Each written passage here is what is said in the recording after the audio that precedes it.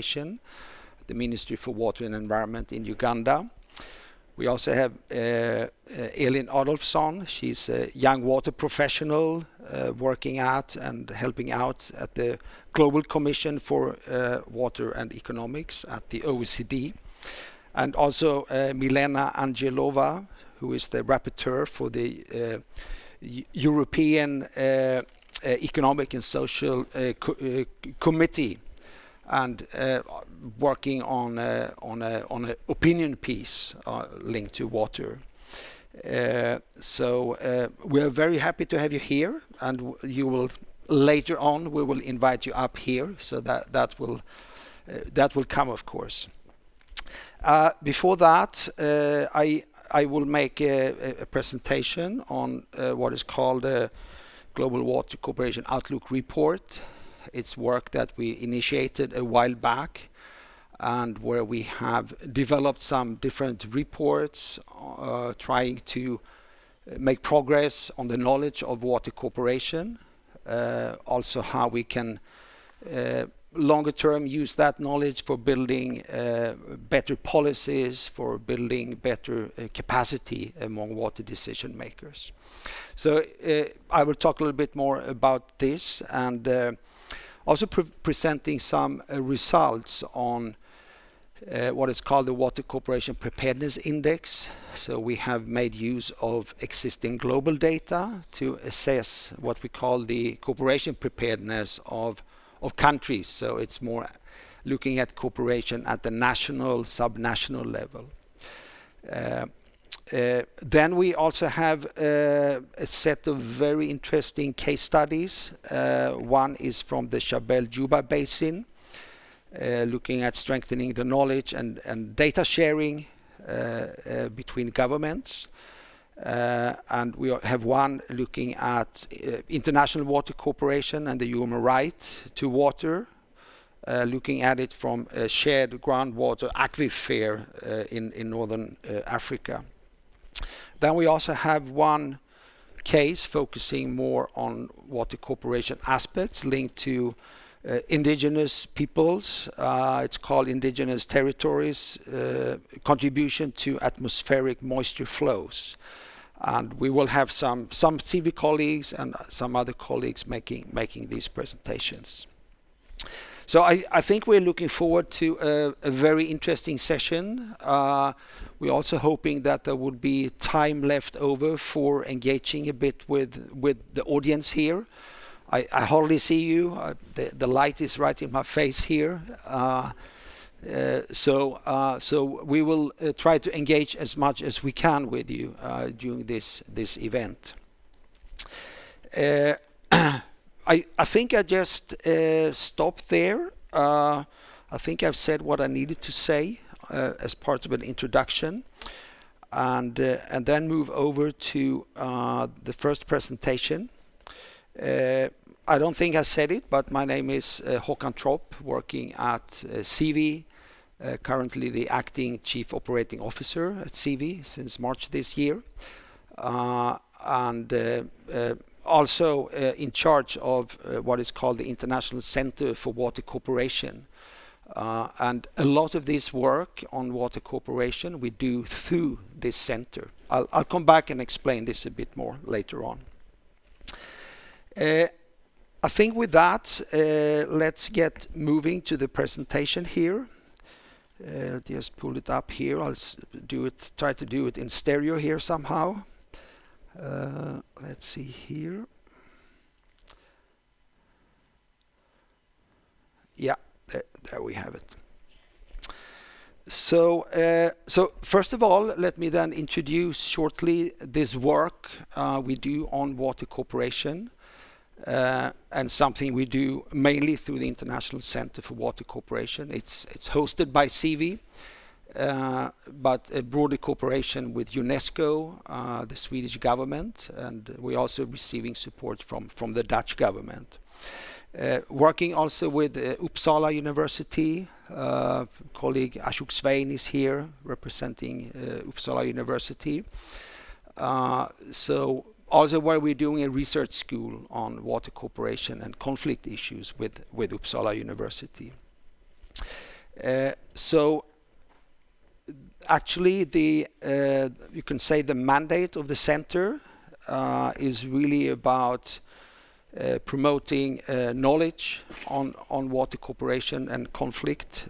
Previously, many of colleagues have worked on these topics. The center has been around for a few years. So there's been a lot of work done on water cooperation, water diplomacy, and other types of water cooperation dimensions. I think also the main point with the center is, yes, we want to generate more knowledge on these topics. It's really about advancing what we know, what works less well, and so forth. But it's really then about how can we promote the uptake and the use of this knowledge. So also through this center, we are promoting and working on capacity development, policy support, advisory services, and those types of issues. So it's really then to also promote the uptake of lessons learned and new knowledge that is produced in this sector. I think now the center, it's a so-called Category 2 center, kind of administered by UNESCO and under the auspices of UNESCO. And there the program also contributes towards the International Hydrological Program of UNESCO. So it's also a direct contribution to that really big program, which is a multi-year program, and also where we are reporting our progress as a center.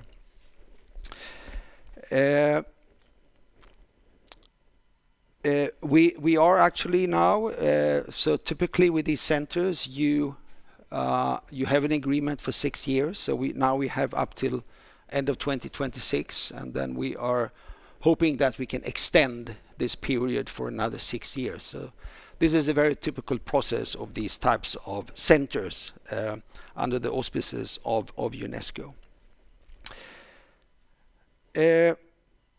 But why cooperation? Why is this important linked to water? Why does it matter at all? Why should we pay attention to it? Why should we invest in it? Why should we build capacity in this area?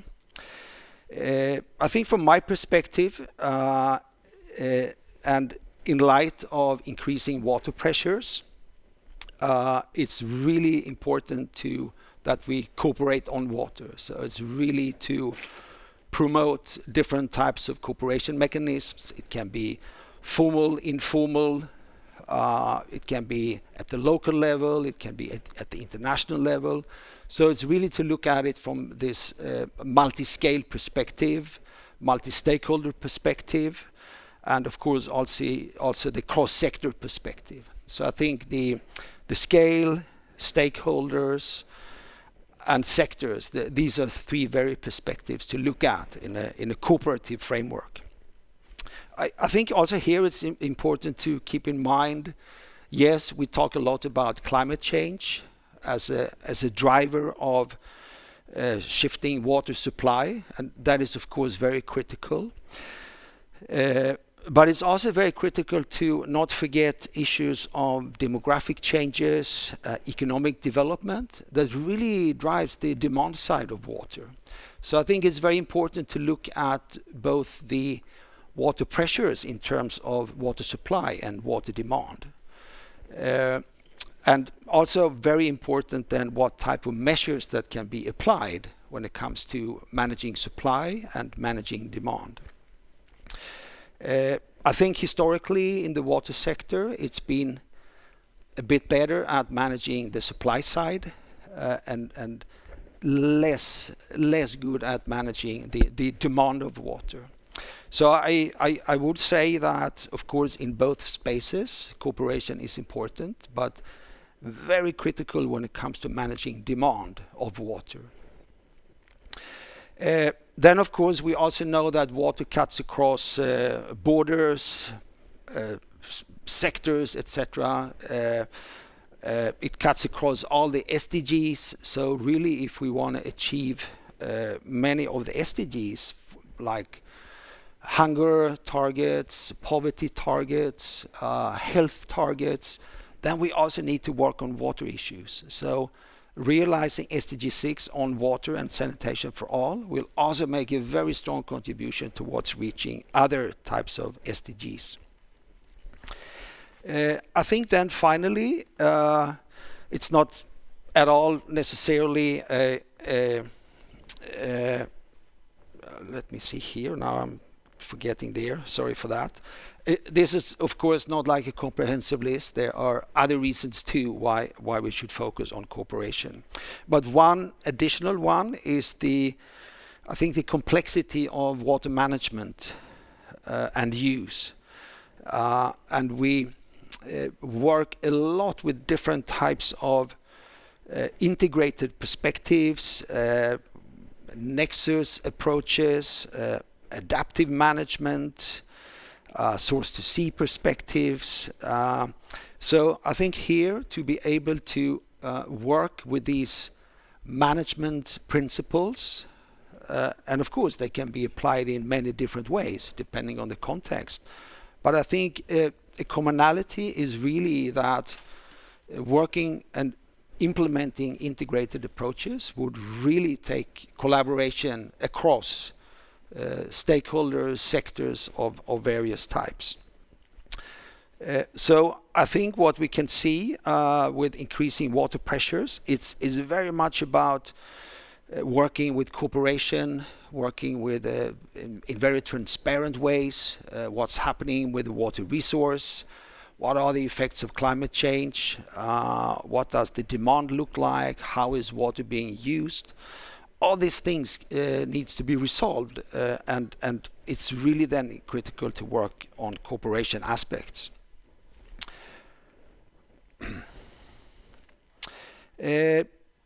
Just very briefly, I'll present a little bit some highlights from the research we've done so far, and it's an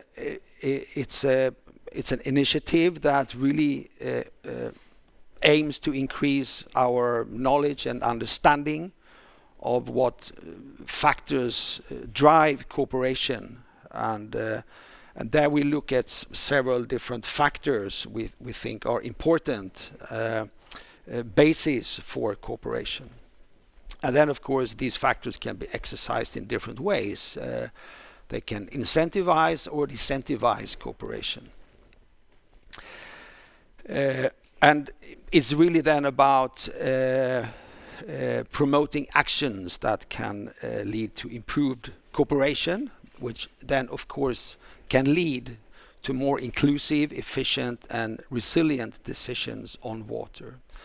So I think we are not looking at, of course there could be some merits of cooperation itself, that's a good thing, but we're also looking at cooperation actually leading to something more. There needs also to be other added values coming out of coordination and collaboration that then will improve and enhance water security and water resilience.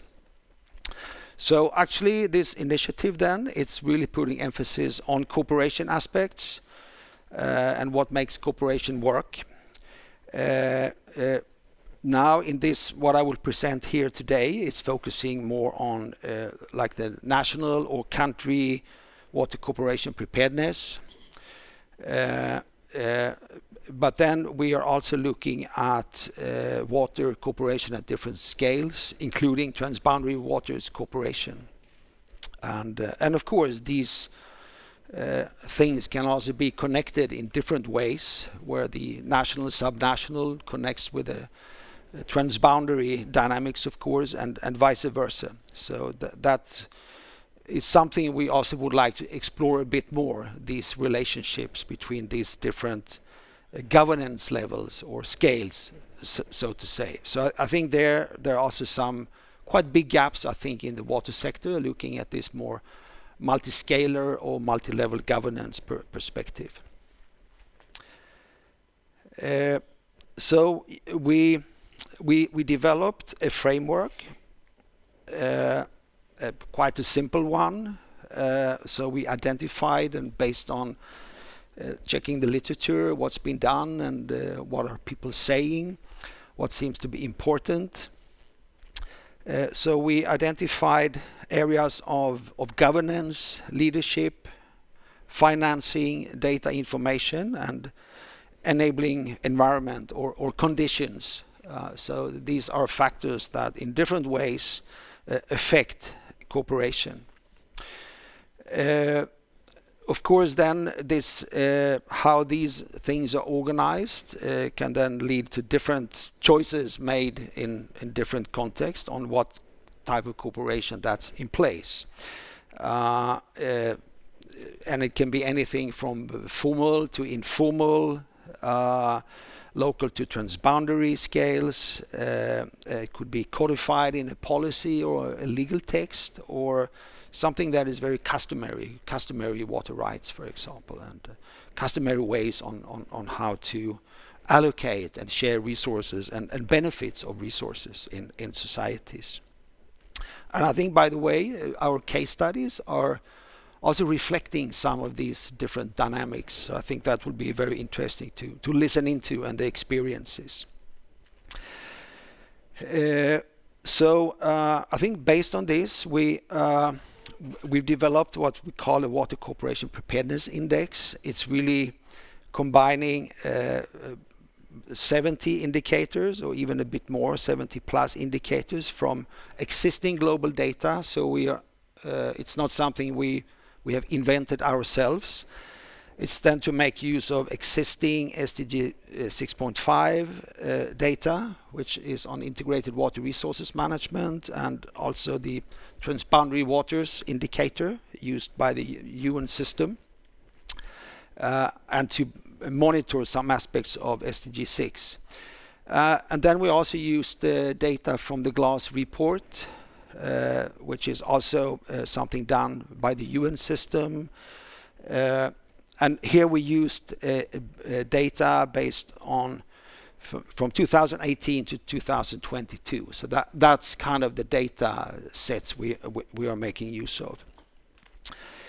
In total, we assessed 149 countries, like on a scale from kind of with less cooperation to more cooperation.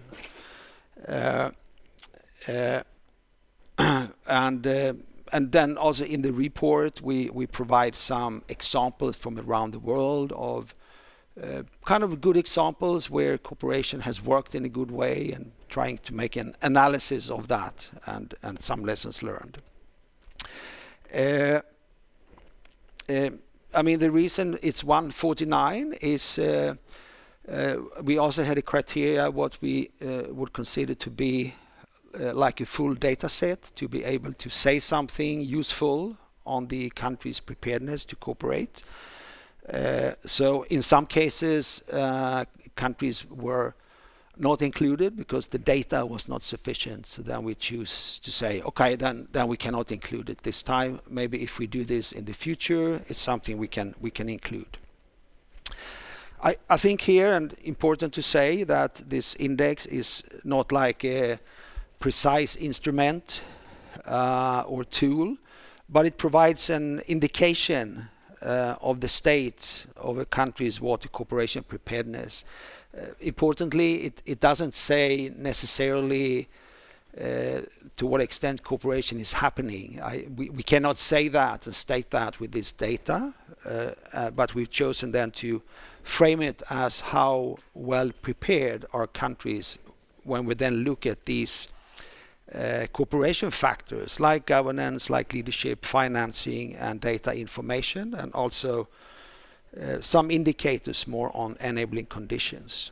So we think then that this type of data can be useful a starting point for further discussions in a particular context, further investigations, analysis, and initiation of various types of policy development actions. taking place in different countries. So it's really meant as a tool more for building advocacy, also pointing at some directions. But of course, then there would be a need for further analysis within countries to figure out exactly how should we move forward. So then you would need more information and kind of deeper studies to be able to do that. So let me then present a flavor here. This is our global map. And as you can see, we have like 6 categories here, from very low, medium, high, very high. And where we can see some patterns, and make some analysis. I think here, yes, the world, if we just look globally, we can confidently say the world is facing a cooperation deficit. 2, yes, but there are big variations both within and between regions.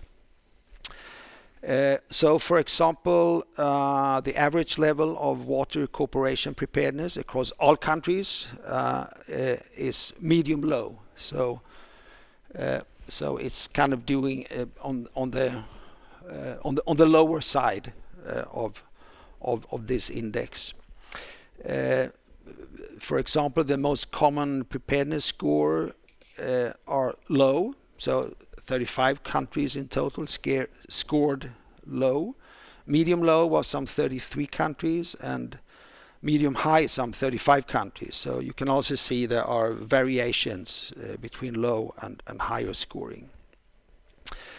I think some other interesting facts we can pull out. Looking at the higher end of the scale, there are some 9 countries out of 149 countries that fall within the category of very high, for example. And at the bottom end of the index, the number of countries scoring very low is some 17 countries. And I should say it's quite a diverse group, also going across regions. So I think that also shows that there are big variations both across and within regions. I mean, we can also say from this data some 320 million people around the world live in countries with a kind of very low preparedness index score. Some 740 million live in countries with a low score. So these are just some examples that we pulled out for sake of illustration and showing, based on the global data we have coming from the UN water and the UN system, this is what it looks like when it comes to cooperation preparedness. If we then look at just like a little bit a glance in regions, we can see that yes, Europe is the region with the highest average of water cooperation preparedness, but also some European countries perform well under the global average. So also within Europe, it's quite diverse situation. If we look at Asia, it's on average kind of similar to the global average. Then there seem to be scoring. Let's see here now. It's around the global for all factors. Yeah, I think data and information is somewhat below average, for example, in Asia. If we look at the African continent, it's very similar to the global average, both when taken as a whole as well as for each of the factors of cooperation that was assessed. So it's kind of at par with global average. Then if we look at the Americas, it's very much below the global average. I think this came as a bit of a surprise to us, not really knowing what to expect either. So I think the Americas as a region, and particularly the southern part of Americas, is contains some of the lowest scores of this index, and that some countries would score close to the average, and of course some a little bit on the higher side. But I think in general it came out very much on the lower side. So I think that was one interesting observation. We can also see in the Oceania, I think there were quite few countries included from there, so it was difficult to say much. We can also see in the SIDS countries, small islands developing states, that they are also scoring a bit on the lower side. I should say that we hopefully there will be a bit bigger sample of countries for SID countries for the future. So, but also there it seems to be scoring on the lower side, and especially with regard to financing and investments. I think here, I mean, this is just showing.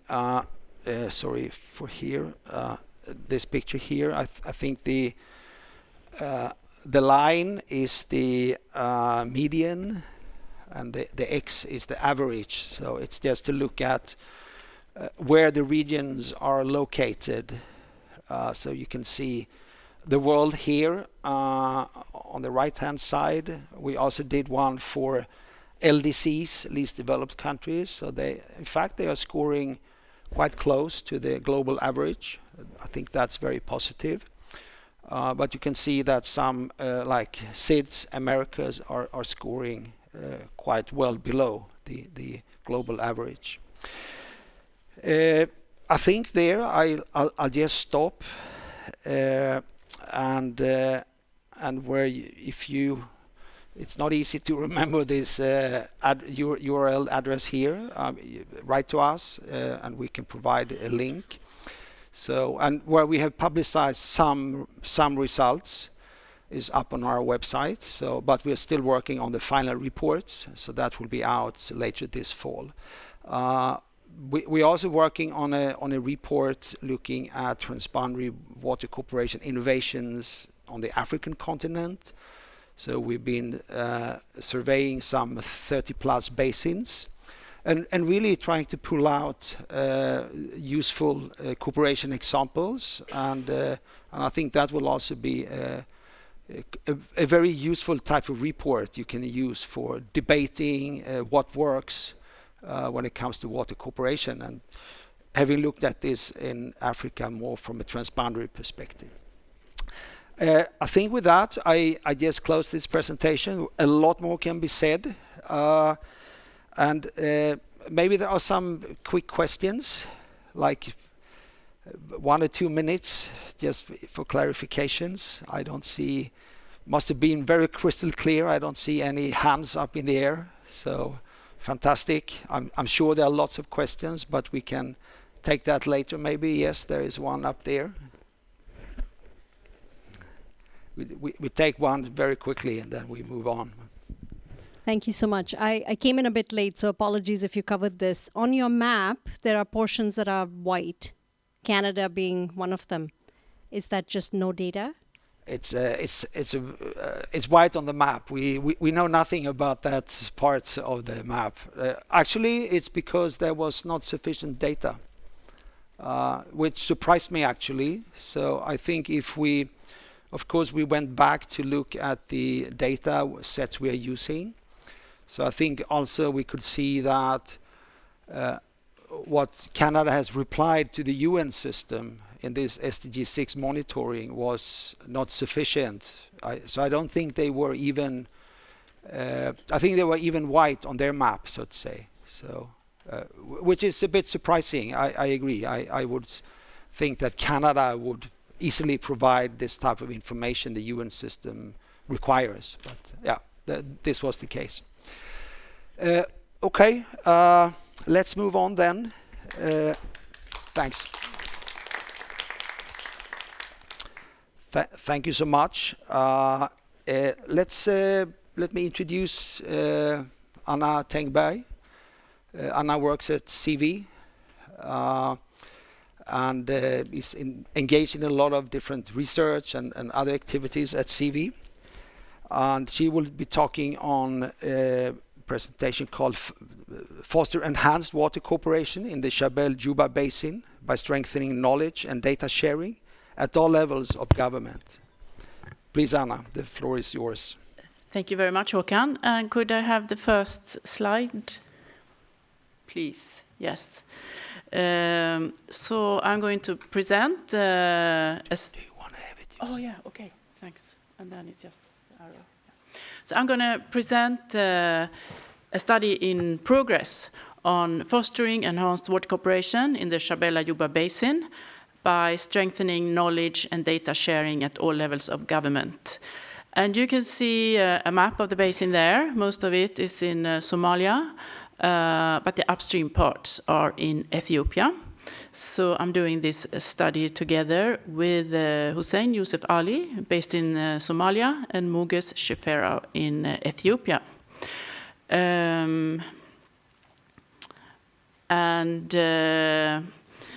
This study builds on a previous study we were involved in on flood risk management measures and how they could contribute to a sustainable blue economy in Somalia that was funded by the Swedish Agency for Water and Marine Management, as well as ICWC.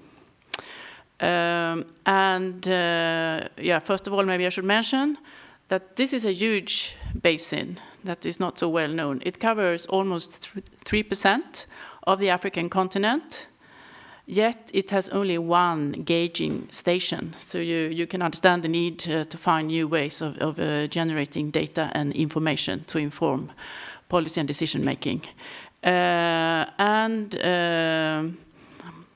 Floods are a common problem, as we could see in the previous study we did, that affect around 2 million people in downstream areas. And some of the conclusions from this study was that information, data sharing, and monitoring needs to be strengthened, and transboundary cooperation with Ethiopia pursued to reduce the risk of adverse impacts of floods and droughts. And also that governance approaches in this basin, as it is transboundary and covers several jurisdictions, governance approaches, they need to link upstream and downstream areas, and there is a need to strengthen multi-level governance arrangements from local, regional, federal to transboundary level. I only have 5 minutes, yeah. So now, based on that previous study, for the second study, we have developed a data collection framework that emphasizes knowledge sharing and collaboration as central elements for achieving sustainable water management. And it includes key components such as data collection, data analysis, knowledge sharing mechanisms, collaboration methods, and addressing basin specific challenges. And I can only present some preliminary findings, as we are still collecting data on the Somali side.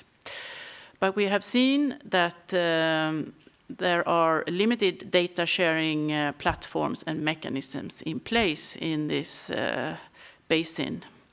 There is also a lack of trust and collaboration across governance levels, not just between the two countries, but within the countries.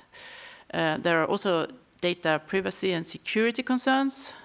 There is limited data analysis skills among the stakeholders in this basin, limited stakeholder involvement in data collection, and there could, of course, be opportunities here for introducing citizen science, given the limited data collection measures in place.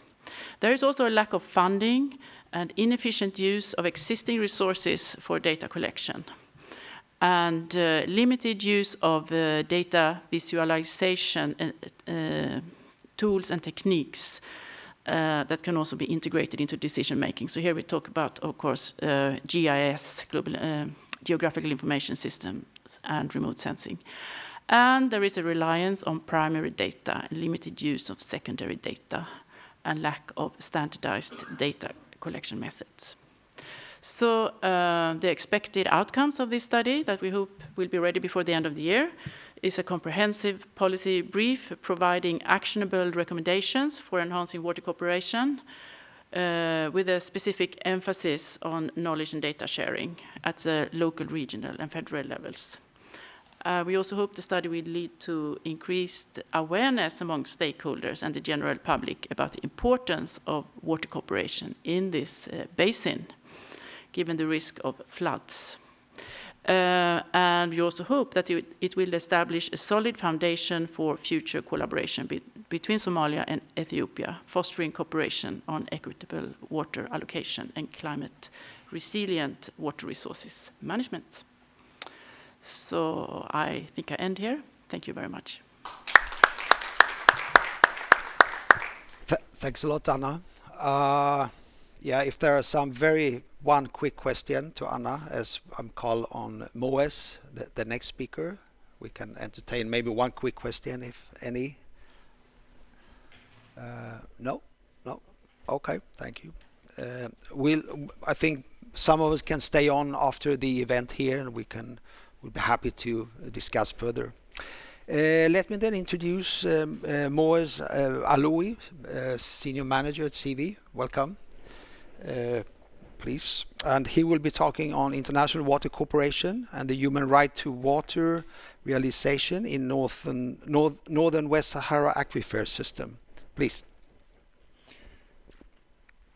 Thank you very much, Håkan. I'm really pleased to be here with you to present this study.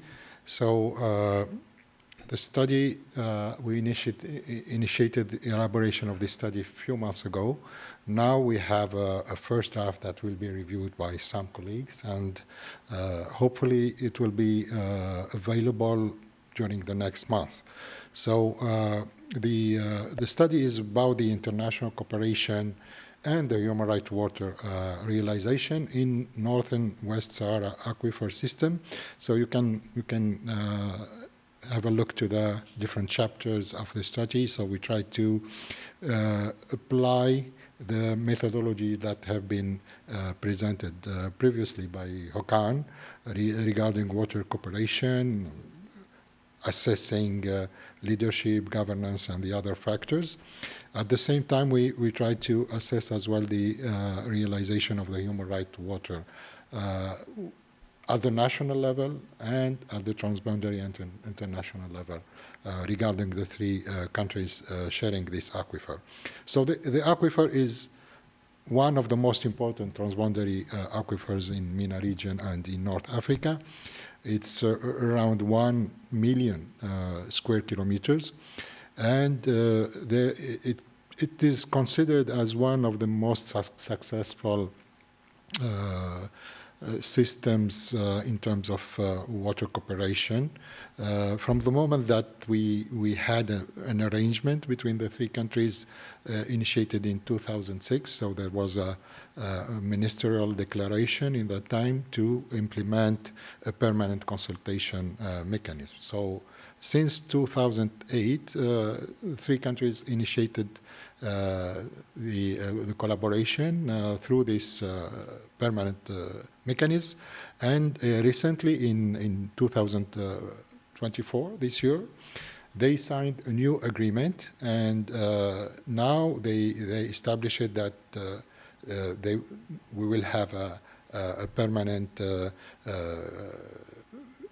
consultation mechanism based in Algiers. So the first one was hosted by the Sahara and Sahel Observatory, which is an international organization based in Tunisia, and now we will have a new consultation mechanism based in Algiers.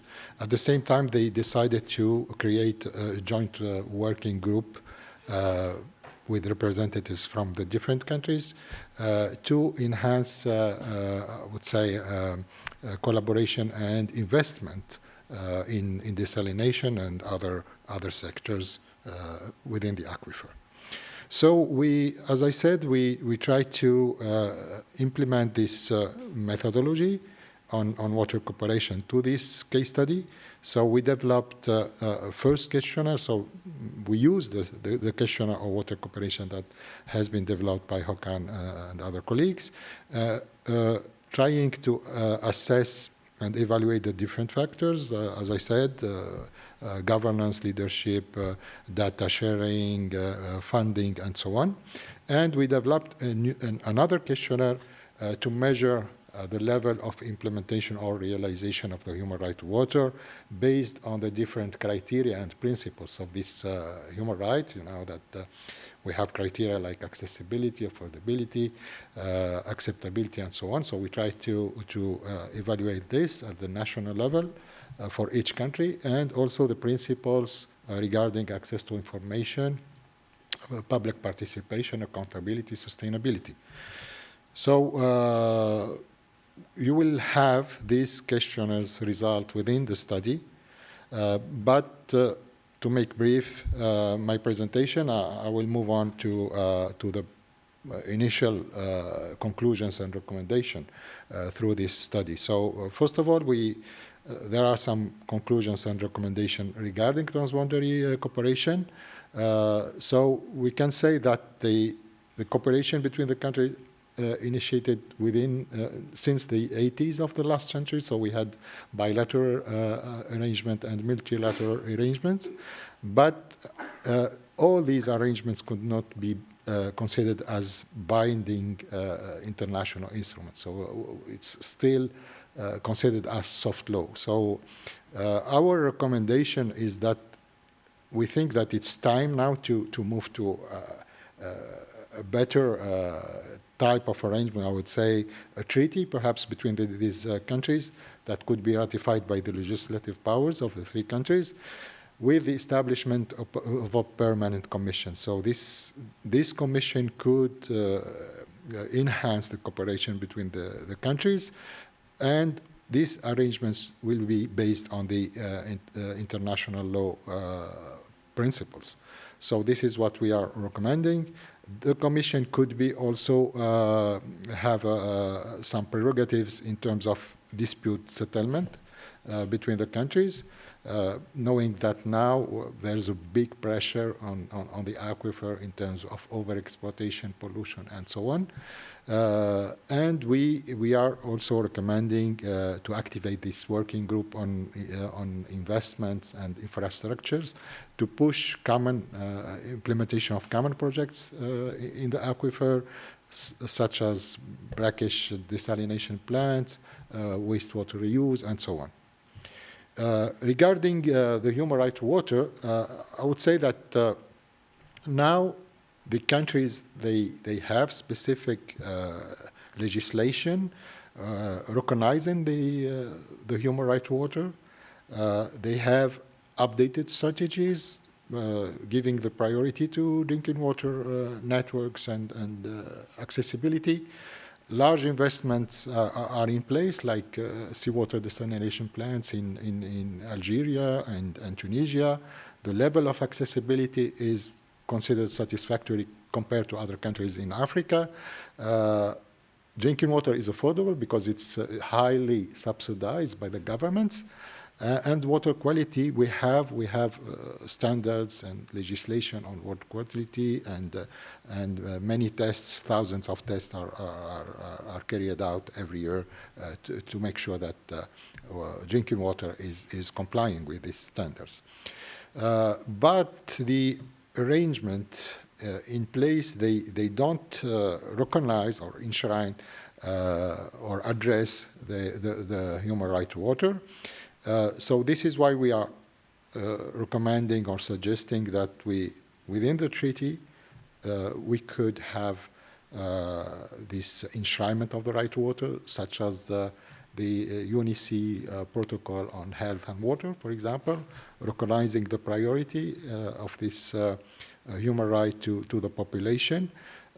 We are also recommending to have some provisions on access to information regarding the resources, but also regarding the services and the utilities, and public participation, as well as we found out through this assessment that there are no mechanisms in place regarding public participation. So I will stop here, and if you have any questions, I will be happy to answer.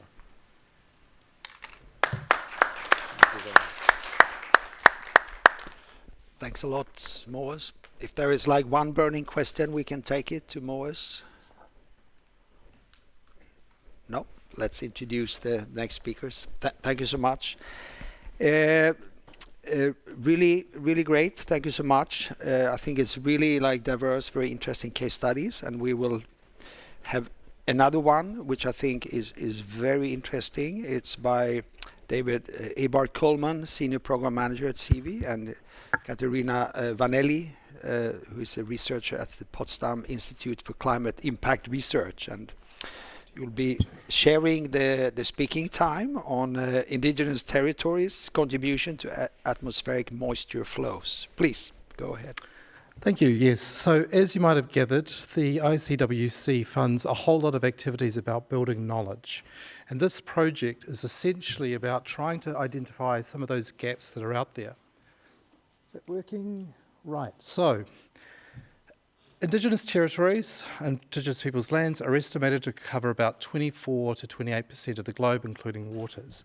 Despite that sort of number, very little is known about the contribution that they make. There's water towers, there's rivers, there's wetlands, there's forests, and yet we don't have much understanding of it. And so the purpose of this piece of work is to try and start looking at some of those gaps so we understand it, given the importance of these locations. I'm more of a policy person, and Katerina here is doing the science, and so Katerina's kindly offered to take us through some of the science. Do you want the clicker? Yes. Thank you. Yes, thank you. Thank you, David. As David was mentioning, the goal of this project is to provide a first look at the complexity of the evaporation sheds of indigenous people lands, meaning to look at how they collectively contribute to regional, local, and global terrestrial moisture recycling. To achieve that, we plan to use state-of-the-art simulation models, which are able to track moisture from the land sources to the sinks, and thus they're able to give a picture of the water flows throughout the biomes and the basins. So what do we mean by moisture flows? I will go through starting from the very basics, so forgive me for that, but on the conceptual picture on the left, the white part are the lands, and atmospheric water evapotranspires from terrestrial areas and oceans, and is contributing to local precipitation and to regional precipitation when it's transported by winds. Our focus is on the terrestrial part of this cycle. So we look at the water flows called the terrestrial moisture recycling, which take into account water evaporated from lands, which then contributes to precipitation on land. And this phenomena globally accounts to around 45% of the total precipitation over land. So if we zoom in, you can see how you have a local recycling component and a transported component. And similarly to how we think of watersheds, we can identify evaporation sheds, which constitute the set of lands which receive moisture from a single source area. So it's the whole dotted it's the whole region inside of the dotted line. And this might sound like a very conceptual approach, but it can be very much applied. And here we have an example from a colleague from PIC, Simon Farlander, who looked at the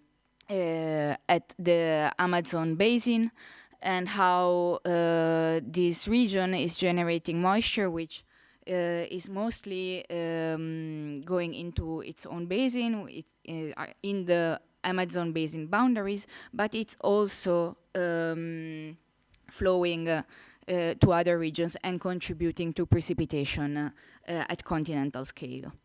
And for regarding indigenous peoples' lands, we started to have a glimpse to the complexity of this data by looking at the annual terrestrial moisture recycling ratios, which tell us how much of the total evaporation then contributes to precipitation on land. And this is a very, it's the start of the project, and it's a data overlay of this simulated data and data which was from Garnett et al., if somebody is familiar with that, which provided the first spatial global overview of indigenous peoples' lands. Here, David. So one of the messages we're hoping you go away with, and this is just looking at the atmospheric moisture flows. This isn't the surface water, this isn't the groundwater, but Indigenous territories are critical to the hydrological cycle, whether surface, groundwater or atmospheric. There needs to be enhanced recognition that results from Indigenous governance that's taking place in these lands are benefiting many other communities, and that sort of illustrates that quite strongly. Specifically supporting Indigenous partners to enhance their rights and undertake their obligations to the territories would be a wise move in terms of thinking about where do we invest future action and increase resourcing for participation by Indigenous events. And you've seen a lot of people here as part of the First Nations focus. So this is intended to be a place to start exploring this topic and starting to understand it. We would love to see more work taking place in terms of surface water analysis and also working with Indigenous groups to have Indigenous-led research in this area. So thank you.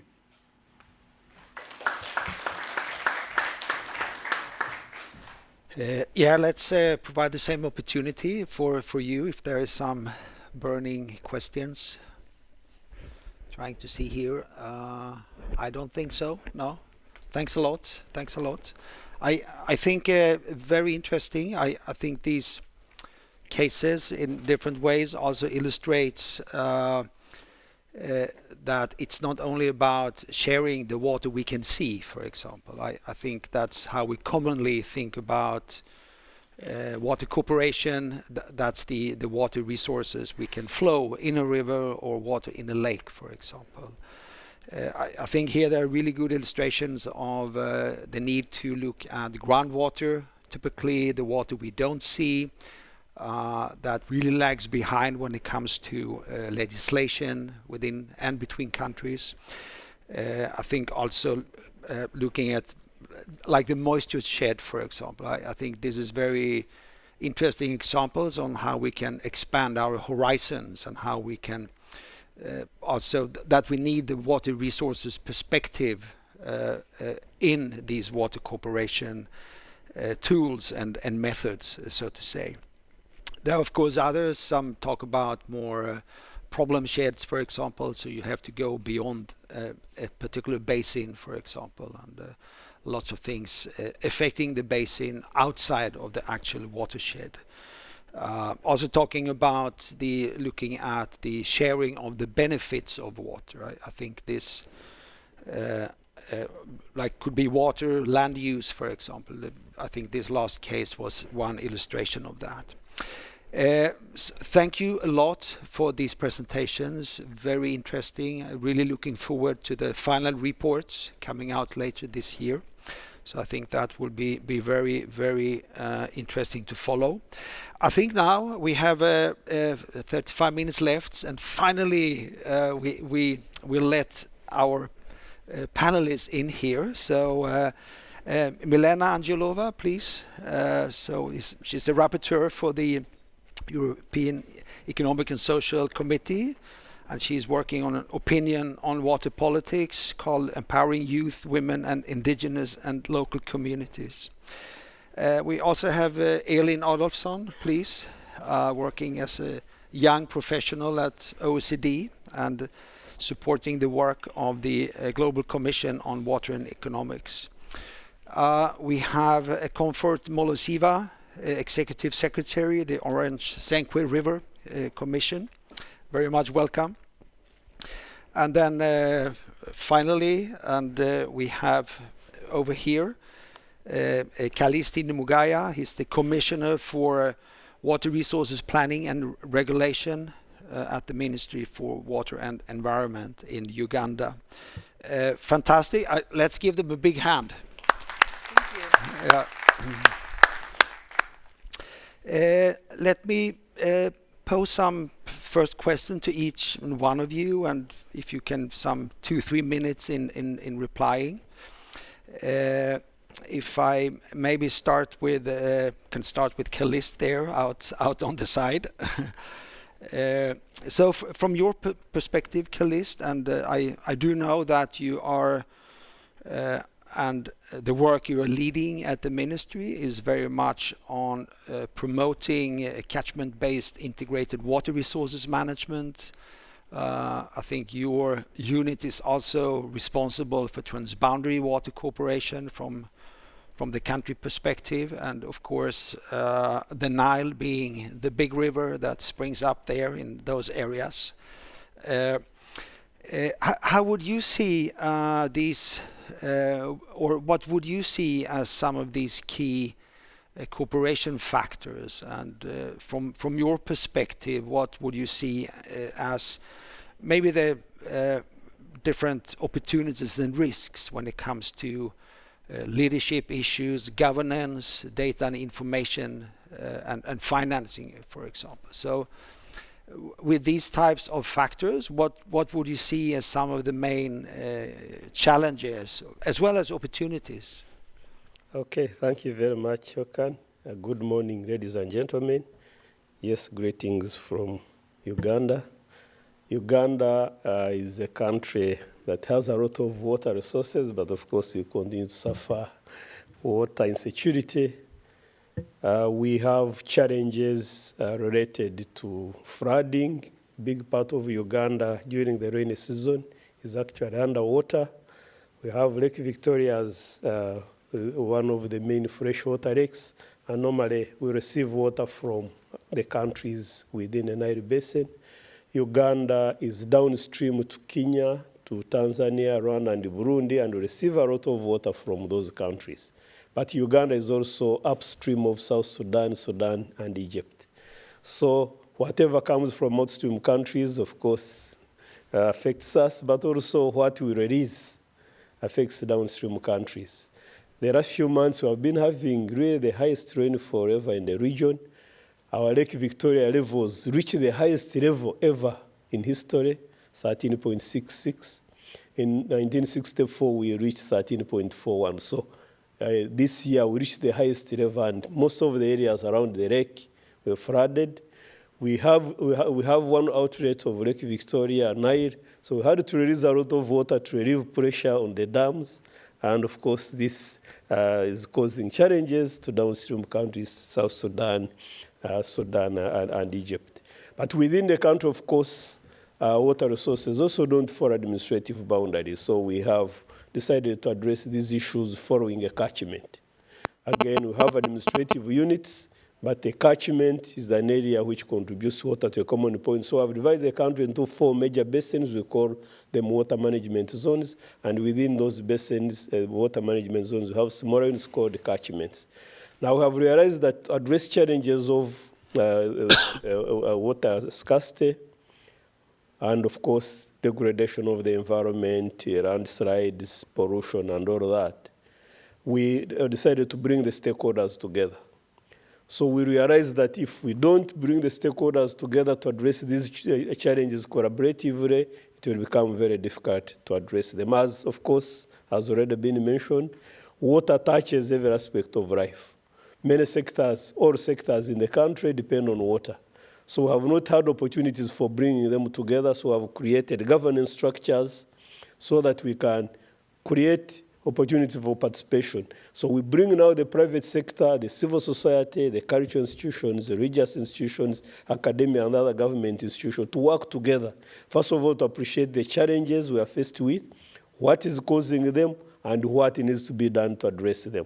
So we are creating those opportunities. Again, all of this is based on our national water policy, which gives first priority to drinking water, but also to recognize other uses as may be decided by the stakeholders.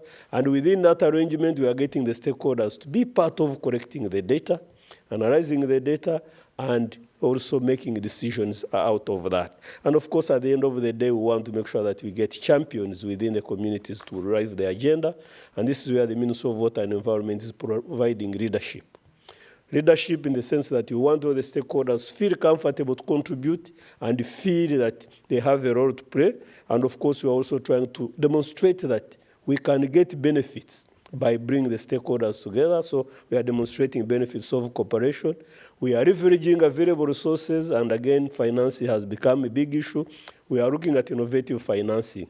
And we are saying that those who are using water as a requirement should contribute to actually protecting the water. So now we are seeing the private sector actually putting in money under the stewardship program, but we have also developed guidelines on water source protection, where we are saying that every water infrastructure project, as a requirement, has to put up 3% of their investment actually to protect the catchment and improve people's livelihood. So we are again trying to ensure that as a country address these challenges. Of course, it's not coming easy. There are those stakeholders who still are resisting to come forward and cooperate. Of course, the limited data becomes a challenge. We also want to make sure that we make people trust that the data we are actually using to take decisions is credible, but at the heart of that, we are putting the stakeholders in the driver's seat. At the regional level, Uganda is really playing a catalytic role in bringing the stakeholders together. We host the Nile Basin Initiative, bringing 11 countries, and we continue to engage in transboundary cooperation because 69% of our water we get in Uganda comes from outside our borders. And for us, transboundary water cooperation is not an option, but a must. Thank you. Thanks a lot, Caliste, for that. I think it's a very good illustration of working on cooperation also at different levels within your country, but of course also with your neighboring countries in the water you're sharing as both an upstream and downstream water user, of course. Let's go over to you, Comfort. You are the Secretary General for Orasicom. It's a commission regulating relations between countries sharing the waters of Senqu and the Orange and Senqu rivers. And in fact, I mean, it can be said you are already like a cooperation success story. You have really institutionalized the collaboration between the countries. But even so, I mean, what would you see for Orasicom moving forward? What you would see as some of the challenges and opportunities in your transboundary work as a commission and just like the next years ahead, please. Thank you, Mr. Facilitator, and good morning. I would like to start by conveying my greetings from the 4 countries which constitute the Orascom, the Orange Senqu River Basin Commission. That is the Kingdom of Lesotho, Republic of Botswana, Republic of Namibia, and Republic of South Africa. Well, in terms of water cooperation opportunities, the overriding opportunity is the equitable sharing of water resources within the context of signed agreements, institutional arrangements, common understanding derived from TDAs, transboundary diagnostic analysis, strategic action plans, as well as national action plans, leading to the development and implementation of the integrated water resources management plan for the basin. We completed our first TDA and SAP and NAPs in 2014. And a lot of gaps were identified during that time, and a lot of studies have been undertaken. However, in 2015, we completed our first integrated water resources management plan, which at this juncture, this plan was supposed to run for 10 years, or is running for 10 years. So we are coming to the conclusion of that, and we are reviewing it with the hope of taking lessons learned into the next IWRM. Talking about the issue of agreements, ORASCOM was established, or prior to the establishment of ORASCOM, there were bilateral agreements, trilateral agreements between amongst the four countries. And that culminated in 2000 in the ORASCOM agreement. And in that ORASCOM agreement, it established the institutional arrangement. That is, for the four countries, the highest institution is the Forum of Parties, which is constituted by ministers of the four countries responsible for water.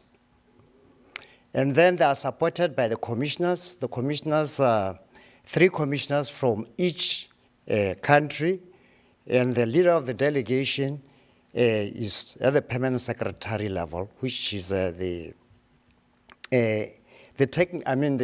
technical head of the ministry, or the bureaucratic head of the ministry, and then supported by the legal and the technical commissioners.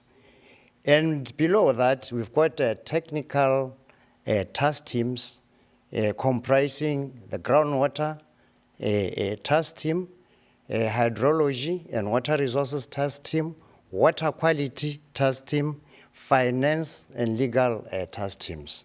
So those are the support structures. And every coordination, they are coordinated by the Secretariat, of which I'm the head of. Now, coming to the challenges which ORASCOM is facing, one is the mismatch between water demands and water availability. Take a case of Botswana. Botswana, if you look at its water demand projections, by 2035, there will be a deficit of around 150 million cubic meters. So where do they get, how are they going to address this deficit? That is where the issue of cooperation, the opportunity, which is provided by the cooperation. So Botswana, South Africa, and Lesotho entered into a trilateral agreement for a Lesotho to Botswana water transfer scheme. Lesotho, whilst it's a small country, but is highly inundated with water. So there will be a dam which is constructed, a 200 million cubic meter dam, which will be constructed in Lesotho. And then there will be a major transfer scheme, pipeline from the dam all the way to Botswana. We are talking about 700 kilometers. And because of this cooperation, these 3 countries came and sat together to decide on the water allocation, which can be very tricky, and it can be very sensitive in terms of the negotiations. But being mature countries, looking at the water requirements for each country, they decided to allocate 150 million cubic meters to Botswana, and Lesotho and South Africa are sharing the balance, which is the 25 each. So you see the value of cooperation. The other challenge is the water quality deterioration due to anthropogenic activities such as mining, agriculture, and also lack of waste treatment plants, which are basically overloaded because of the growing populations.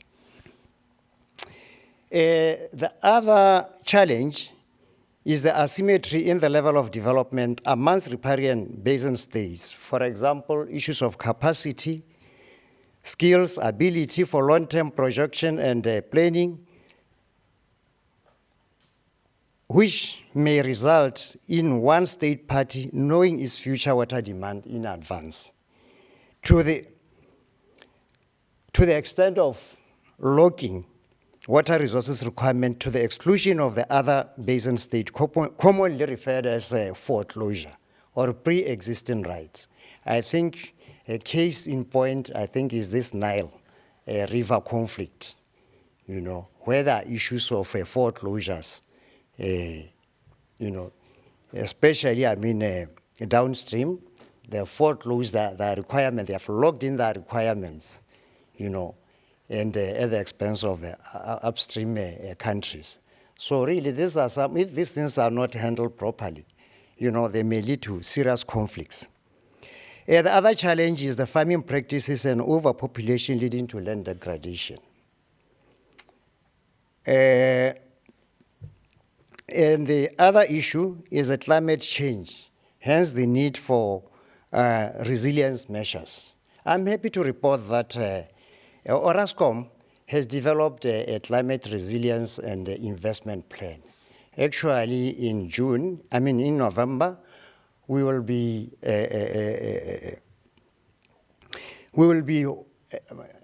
facilitating, or we'll be having an investment conference to sort of unlock some of the core scenarios which are contained in this resilient plan. And one of them is the Lesotho to Botswana transfer scheme. It came out of that to meet the WIFI Nexus requirements, which is water, energy, food, and environmental flows. That 1 minute. Oh, okay. Okay.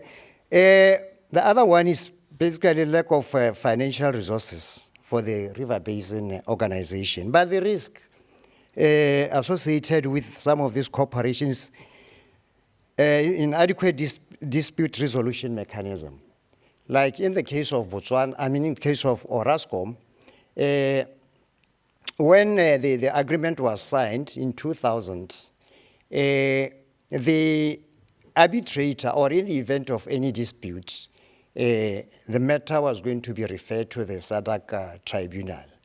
But following the withdrawal of South Africa from the SADC withdrawal, the contracting parties had to come to the table and see how they can best, what platform could they use to resolve their conflicts. So really, these are some of the measures. Also, the other risk is sustaining the interest of the cooperating parties, because the decisions are made by consensus. And normally this interest manifests, or lack of interest, manifests itself by a state party not attending meetings, So that cripples the consensus issue. Anyway, I think I'll stop here. Thank you so much. Very nice intervention.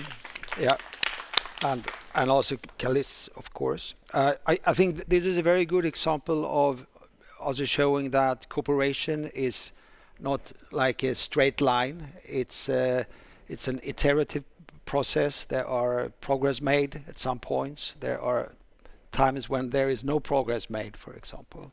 I think it also shows that, well, despite that you have this ongoing collaboration, things are changing. Climate change impacts are taking place. new water demands and claims are being made. So, of course, then it's an advantage to have this mechanism in place that can sort out these different views in a very constructive way. Okay, let's move over to Elin, and you work with OECD. It's a policy institute. They are doing a lot of policy studies on water and other topics, of course. And you work with and support the work of the Commission on Water in Economics. So how would cooperation sit in that type of perspective, please? Thank you, Håkan. And to answer that question, I would like to build on the presentation that was made earlier by Katerina and David. So the Global Commission of the Economics of Water, they see the hydrological cycle, the full hydrological cycle, as a collective and shared responsibility. Because we are connected not only by the rivers, the aquifers, the lakes, what we call the blue water, but also this green water that are the soil moisture that transpires through plants and goes through these atmospheric rivers that connects communities, ecosystems, livelihoods across regions, borders, jurisdictions. So what that means is that, for example, land use change or deforestation in one area impacts rainfall in another area, which in turn impact rain-fed agriculture, but also, for example, hydroelectric dams. And water, in this sense, also impacts the ability of us to act on biodiversity and climate issues, because water, as we know, is essential an essential topic in climate adaptation, but it's also highly critical for mitigation. We cannot, or all carbon storage that is based on nature requires water. Soils that are drying up are releasing carbon. And, well, for biodiversity, all life requires water. So, and further on that, as you mentioned before, Håkan, that the water and hydrological cycle, it flows through all of the SDGs. And I think this is a strong imperative that we need not only action on the local and regional level, which is critical and it's so important, as we've seen here today, but we also need it on the global level in that sense. And so that's I think a first challenge here is to recognize that. And of course, in these processes, we need inclusion. As a young professional, I'm looking to the inclusion of youth, which is something that a lot of institutions are struggling with. And I was actually in a conversation with a gathering of youth yesterday, youth here in Siwi, all really keen on promoting water issues. But you would think that perhaps the meeting was about what key messages on water does you want to put forward, but actually the entire meeting was on how can youth actually be included, how can we participate in a meaningful way. Youth are often taking for granted our work as volunteering opportunities, and this has even been ingrained in grant and financing schemes. A lot of grants that you can apply for, they cover material costs, but no way overhead costs. So these are immense challenges. But I think we also had a workshop with Indigenous people and how to include Indigenous people in these spaces yesterday. And there was this idea of that, well, now that what we call green water, these structures are not yet fully in place, or there is now a moment to develop these. So there we have an opportunity to make these truly inclusive and to see to the full hydrological cycle.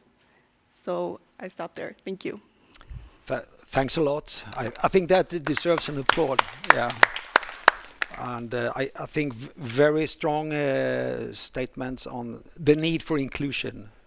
That's critical, I think. And of course, for any cooperation, inclusion of different types of perspectives and groups is, of course, key for, I think, cooperation to move forward and be meaningful. I think also addressing a bit the international governance structure on water, which we know is very fragmented. So that, there's great challenges there when it comes to promoting cooperation, coordination between different types of international organizations, for example, or the international with the local and national. So thanks for pointing these things out. Over to our last panelist. Milena, then you are working with the European Economic and Social Committee, and you do work on water. So I think my simple question, maybe the answer is not as simple, is, I mean, how do you as a committee work on water cooperation related issues, and how would you see in your work the importance of promoting and advancing on cooperation? Please. Thank you very much, Håkan, and good morning, dear colleagues. Actually, I would relate the question to also the question how we promote the international water cooperation, because currently on the globe there are more than 450 open conflicts over water, and only 280 about trans-border cooperation on water management. So I think it's a very sad fact. And I really enjoyed your presentations for these excellent pieces of examples for trans-border cooperation. But I think that in order to have it in a more structured way and to address this gap and discrepancy in international water governance, what we need is a critical mass. And how we get to the critical mass, for me, is by engaging the civil society to make the pressure to the decision makers. That's where we come to, because the European Economic and Social Committee is the European House of Organized Civil Society. So being advisory body as per the treaties, we are those who try to capture the voices of all the civil society representatives, not only in Europe, but also thanks to the remit of external relations all over the globe, and transmit them to the policymakers. So therefore, last year, we were thinking, what can we do? And we produced an opinion on asking European Union to advance on blue diplomacy worldwide. And this call has been taken all over the European institutions. Unfortunately, the mandate of the Commission ended, so we have to start with the new Commission. But I think that today's meeting and all over the World Water Week messages that we get is that we should not lose the momentum and we should not lose the motivation. So therefore, this year we devoted our attention to how we can really make those who are the most vulnerable and affected by water scarcity to be part of the solution, namely women, young people, and local and indigenous community. And our answer for that is to include them very actively in generating solutions and also uptaking the new technologies.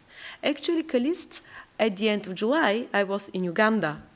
And I'm very happy to have you here because we chose Uganda as our case for the fact that you host Nile River, but not only, you are very brave and you are very well organized, tackling the transboundary cooperation, but also having bottom-up approach to really reply to the needs of the local communities. So I'm very happy also to your WASNet network, because whenever I met, and I had more than 25 meetings in Uganda for 2 days, being them civil society representatives or social partners, they said, oh, we have a very well structured cooperation with the government and the authorities, because they ask us, we produce the reports via this WASNet network that grasps our views, and then we have national plan, and then the national plans being implemented. Very tidy structure that a lot of European countries that lack this structure. So my answer is that we are here. I'm not a water professional myself, but I can say that working 3 years on water, I'm water advocacy and lobbyist activist.